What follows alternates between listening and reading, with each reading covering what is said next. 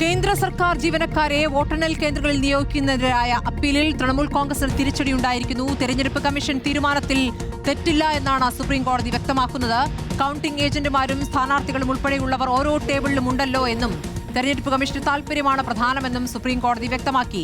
തൃണമൂൽ കോൺഗ്രസിന്റെ അപ്പീലിൽ കോടതി ഇടപെട്ടില്ല. നോബിൾ മാരിക്കാരൻ വിവരങ്ങളുമായി. നോബിൾ, ഇപ്പോൾ തൃണമൂൽ കോൺഗ്രസിന് സുപ്രീം കോടതിയിൽ തിരിച്ചടിയായിരിക്കുന്നു. എക്സിറ്റ് പോൾ ഫലങ്ങളുടെ ആശങ്ക നിലനിൽക്കെയാണ് ഇപ്പോൾ തൃണമൂൽ കോൺഗ്രസ് നൽകിയ സുപ്രീം കോടതിയിലെ പരാതി. നിയമ നടപടിയിലൂടെ ഉദ്ദേശിച്ച കാര്യങ്ങളിലേക്ക് കടക്കാൻ കഴിയുമെന്നായിരുന്നു തൃണമൂലിന്റെ പ്രതീക്ഷ. പക്ഷേ ഇപ്പോൾ ഇതാ തെരഞ്ഞെടുപ്പ് കമ്മീഷനൊപ്പം നിൽക്കുന്ന സമീപനം കോടതി എടുത്തിരിക്കുകയാണ്. എന്താണ് വിശദാംശങ്ങൾ നോബിൾ?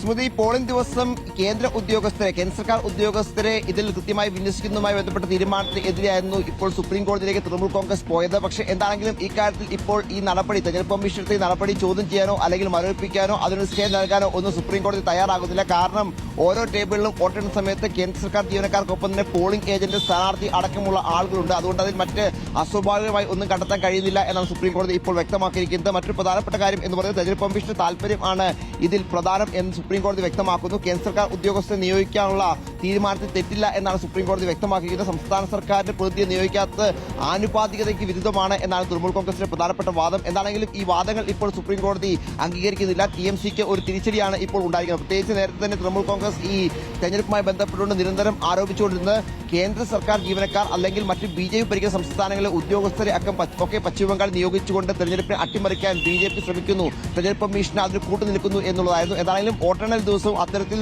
കേന്ദ്ര സർക്കാർ ഉദ്യോഗസ്ഥരെ നിയോഗിക്കാനുള്ള തീരുമാനത്തിനെതിരെയാണ് സുപ്രീം കോടതിയിലേക്ക് എന്താണെങ്കിലും ഇന്നലെ തൃണമൂൽ കോൺഗ്രസ് പോയത്. ഇപ്പോൾ തൃണമൂൽ കോൺഗ്രസിന് ഈ വിഷയത്തിൽ ഏറ്റിരിക്കുന്നത് ഒരു തിരിച്ചടിയാണ് എന്ന് വേണം പറയാൻ. കാരണം സുപ്രീം കോടതി ഈ തെരഞ്ഞെടുപ്പ് കമ്മീഷന്റെ ഈ നിലപാടിനെ ചോദ്യം ചെയ്യുകയോ അല്ലെങ്കിൽ അത് തെറ്റാണെന്ന് പറയുകയോ ചെയ്യുന്നില്ല.